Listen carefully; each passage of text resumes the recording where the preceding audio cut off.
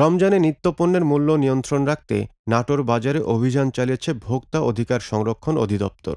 জেলা প্রশাসন নির্বাহী ম্যাজিস্ট্রেট মোহাম্মদ সালাউদ্দিনের নেতৃত্বে ভোক্তা অধিকার সংরক্ষণ অধিদপ্তরের কর্মকর্তারা দুপুরে নাটোর শহরের বড় বাজারে অভিযান চালায়।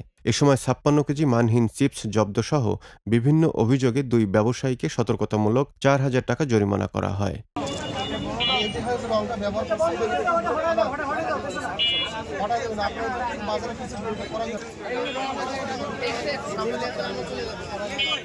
ন্যায্য মূল্যে সঠিক পণ্য বিক্রি করতে সব শ্রেণীর ব্যবসায়ীদের প্রতি আহ্বান জানান অভিযানিক কর্মকর্তাবৃন্দ।